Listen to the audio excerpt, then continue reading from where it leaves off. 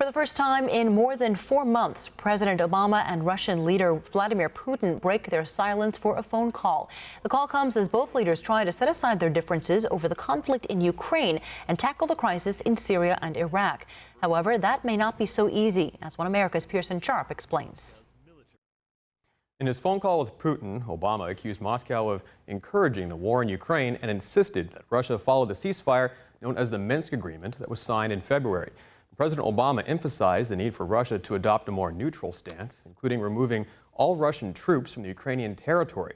Yet this call to peace is accompanied by the U.S. deployment of hundreds of tanks and heavy artillery pieces along Russia's border in Eastern Europe.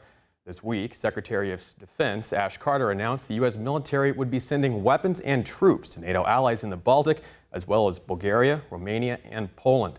Now, while the equipment is reportedly for NATO training exercises, Russian military officials are calling the move the most hostile since the height of the Cold War. Meanwhile, NATO announced plans to bolster its rapid response force with more than 40,000 troops. Now, this comes as Russia is taking steps to secure its own borders, with Putin declaring that Moscow would respond accordingly to NATO's actions. A new report reveals that Russia rehearsed an invasion of Scandinavia involving more than 33,000 soldiers in March. The invasion practiced an assault in northern and southern Norway, here where Norway shares a border with Russia, and down here near the Baltic. Now, they also practiced landing in Sweden, which is right here near the Baltic, and capturing territory in Denmark and several Finnish islands, here, and down here. Now, capturing those regions, analysts say, would cripple NATO's abilities to reinforce its allies in the Baltic states. Yet this exercise came just after a similar Norwegian drill in Finnmark near Russia's border, involving more than 5,000 troops and 400 vehicles.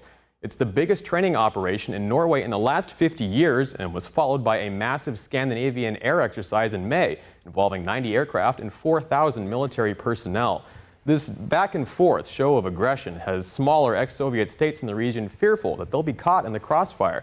But as NATO builds its forces to reassure its allies, Russia responds by increasing their troops and equipment along the border. Putin claimed that NATO was bringing its weapons to Russia's borders, saying that Russia isn't moving anywhere.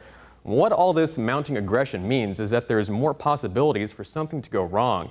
A key sticking point is the crisis in Ukraine, which has U.S. officials worried as Russia plans to hold large-scale military exercises near the border this summer. The coming weeks could be critical in the next chapters of the conflict as President Obama weighs offering lethal military support to Kiev.